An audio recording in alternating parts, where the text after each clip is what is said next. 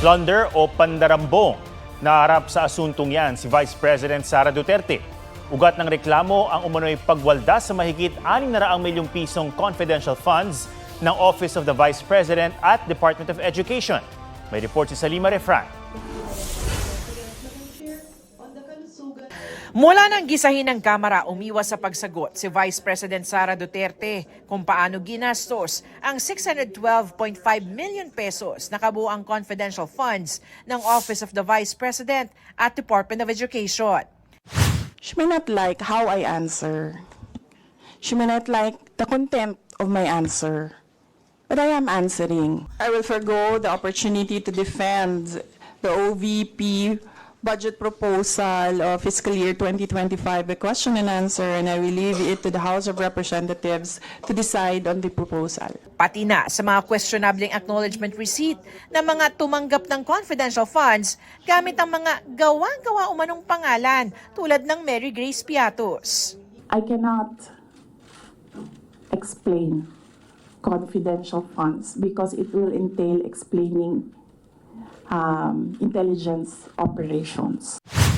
Pero nitong Oktubre, may sinagot ang bise tungkol sa pinanggamitan ng confidential funds ng DepEd. Isa sa mga pinaggamitan ng confidential funds ay yung corruption sa loob ng Department of Education. Hindi lang sa laptop Kanina, dala ng mga civil society leaders sa Ombudsman ang sandamakmak na mga dokumento para sa paghabla ng plunder, graft, malversation at bribery kay Vice President Sara Duterte. Chief of Staff niyang si Attorney Zulaika Lopez, tagapagsalitang si Attorney Michael Poa, dating Vice Presidential Security and Protection Group at ilang mga taga-OVP at DepEd. Bukod kay VP Sara, 15 iba pa ang inireklamo.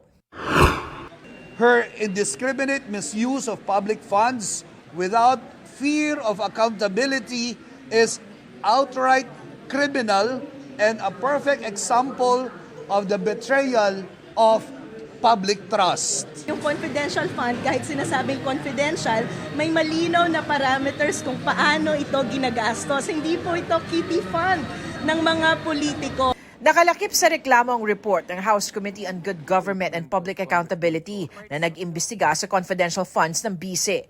Pinasisilip din nila sa Ombudsman ang bank accounts ni Duterte para matuntun kung saan talaga napunta ang confidential funds. Paano siya nakikinabang sa mga pondo na dumaloy sa bank accounts ni VP Sara. So magandang magkaroon ng disclosure mula sa Anti-Money Laundering Council. Galit po tayo sa nanggagamit, galit po tayo sa kasinungalingan, galit tayo sa nagbabaluktot ng katotohanan. Walang politika dito. I-evaluate ng Ombudsman ang reklamo bago isalang sa fact-finding investigation. Si Attorney Poa, na hindi pa raw natatanggap ang opisyal na kopya ng reklamo, umaasa raw na magiging impartial at objective ang pagsusuri ng Ombudsman. Makikipagtulungan daw siya sa investigasyon at tiwalang mapapatunayang walang basihan at hindi suportado ng katotohanan o batas ang mga aligasyon. Kinukuha pa ng GMA Integrated News ang panig ni Vice President Duterte at iba pang inireklamo. Salima Refran, nagbabalita para sa GMA Integrated News.